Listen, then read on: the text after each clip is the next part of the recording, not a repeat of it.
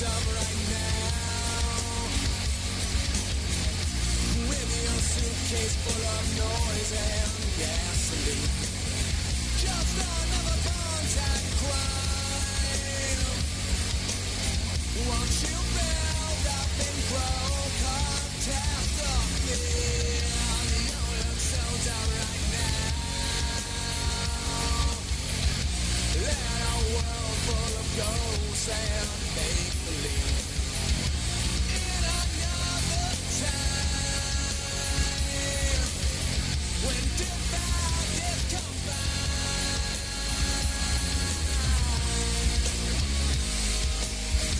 you turn it on and get watered down again.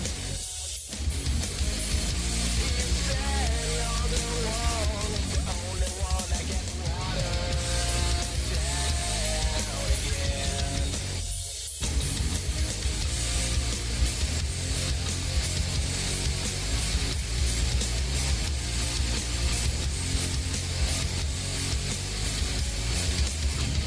You're gonna let this drown.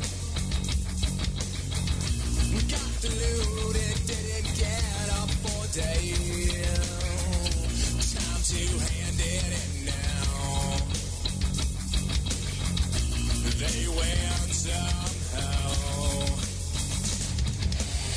There's no one left in this town. Waited so long, now they're all too far away. You've been warm and safe and small. You've been trying to take care of.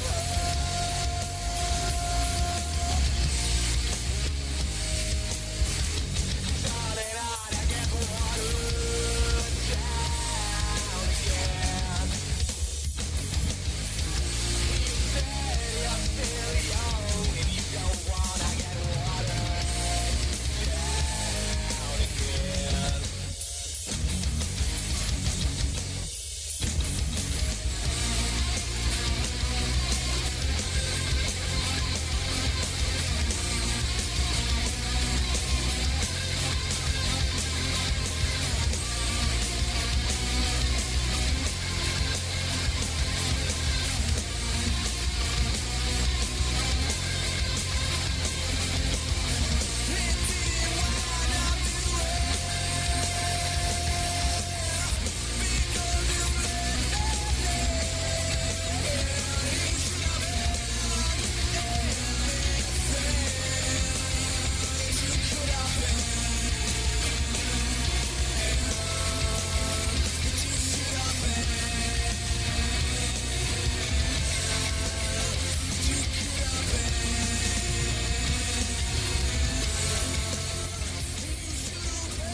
Welcome back, my night outers. This is DJ Psycho Eddie. By the way, if you want to be part of the show, hit me up first off on Facebook /MyNightOut. If you want to get in touch with me, if you want to send me some music, if you just want to Send us some food. Send us food? Yeah, definitely. You want to contact us at MyNightOut Radio at Verizon.net. Twitter for the show is MyNightOutRI. My personal is DJ Psycho Eddie on Twitter. DJ Psycho Eddie also on Instagram. And don't forget to check out MyNightOutRI.com for all your up-to-date events and upcoming fun. No other way to put it. I want to redirect a little bit. It's about time we do that. Yeah, well, we're still going to be covering food porn. But I know, but you saw the direction my mind was taking during the music. Yeah, I'm pump the brakes a little. I'm warning you. Oh, it's okay. We're going to do a local. You know, we have being Rhode Island, we have Johnson and Wales in our backyard, and we have some excellent TV shows based on Rhode Island and southern New England. Mm-hmm. First off, we have the TV Maitre D with Joe Zito, and he basically visits these restaurants. He goes around, and it's pretty much a half-hour continuous infomercial or just advertising all these restaurants that you probably wouldn't think of to go to. Granted, if it's Rhode Island, if it's more than 5 miles away from your house, you don't think of going there anyways. Yeah, but the other thing is in Rhode Island, I mean, we are overrun with a plethora of restaurants. I mean, we need somebody to pick and sort through them.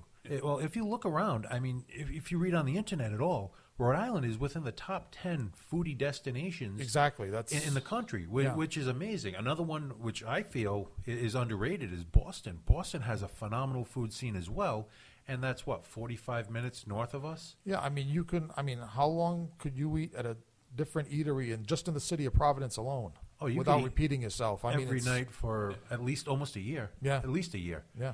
But you have the TV maitre d', Joe Zito, and now he's very Providence-centric. Another TV show, which I know Mr. Jones here is a fan of, is The Phantom Gourmet. Now, when you're watching the TV show, Dan Andelman is the face that you see on TV, and he does a lot of the talking. However, the actual Phantom Gourmet has been able to keep his identity a secret since 1993. He has been a Boston food critic since 93, and nobody has yet put their finger on who exactly the Phantom Gourmet is. And I impressive. think it's like Saddam Hussein or other despot heads of states. I think, and I've had this conversation with the folks from Phantom Gourmet, they actually have imposters. So you may think the Phantom Gourmet is in your restaurant, and it's just some dude. But, I mean, these are two very Rhode Island, Southern New England-centric TV shows. Right. And they're on every single week. I know Tony watches it. I know I watch it. Just because, I like to see the restaurants, what they think about them.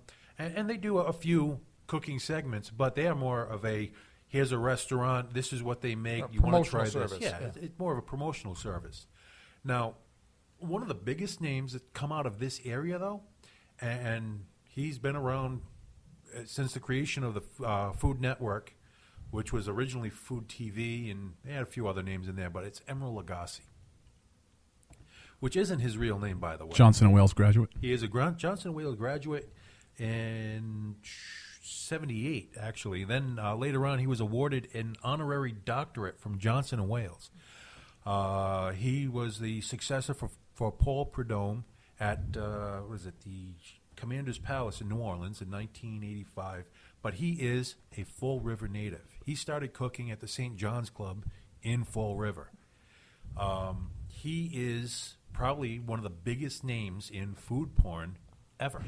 I mean, I know the name. Yeah. Well, again, I know you I'm saying personally somebody- are not as the foodie type. That's what I'm saying, but even I know the name. Yeah. Exactly. I mean, I was fortunate enough to go to one of his restaurants in New Orleans. He had a steakhouse in MGM, and whatever you wanted, you got it exactly how you ordered it.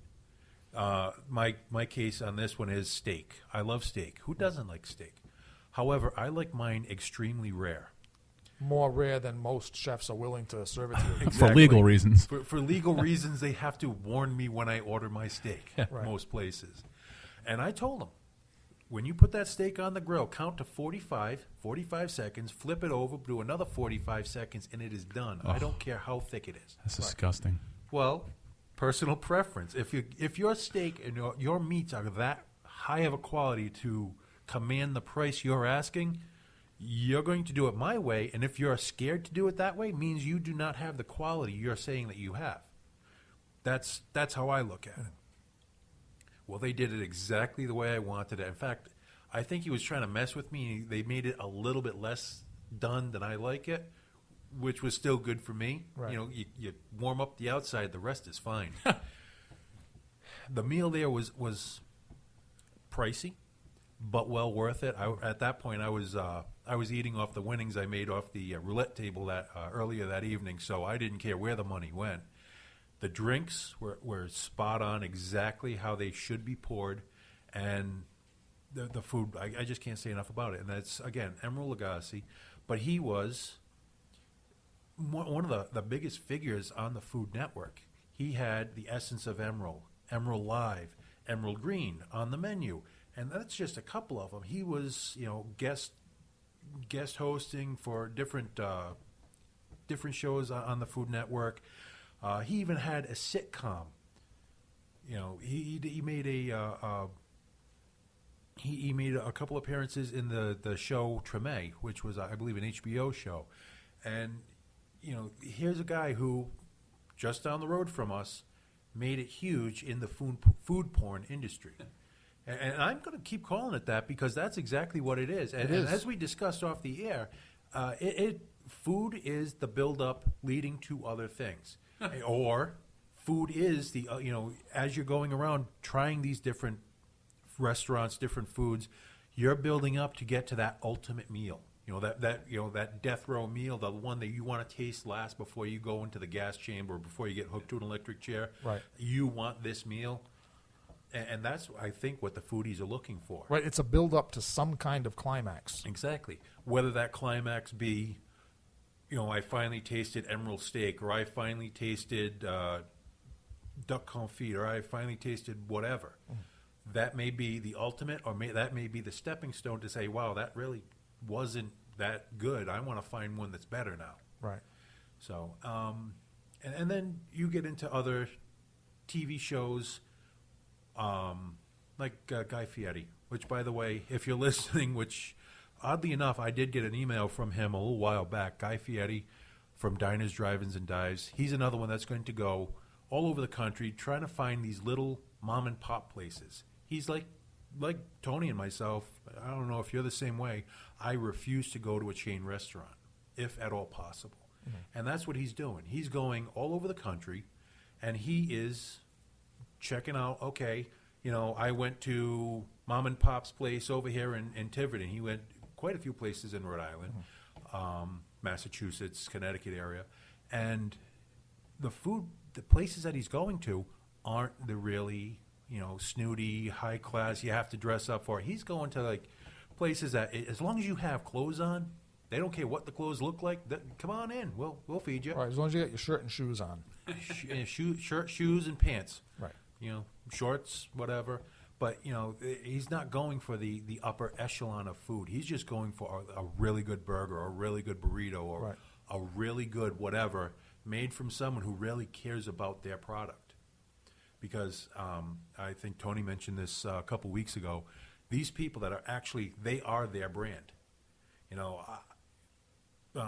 Take any restaurant around here.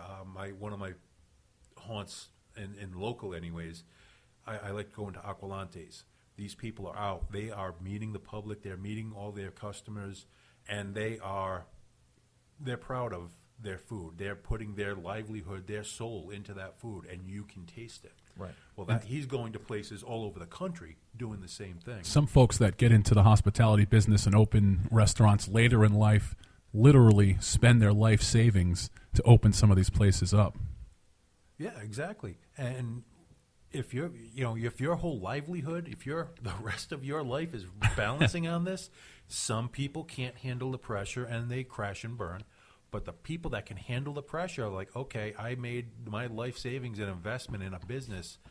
I'm at least going to, if it's going to fail, I'm going to go down swinging. And they go out of their way to be pleasant, nice to you. And, they go the extra mile. Yes, the enthusiasm of doing something you love. I mean, they can't be anything other than pleasant and enthusiastic.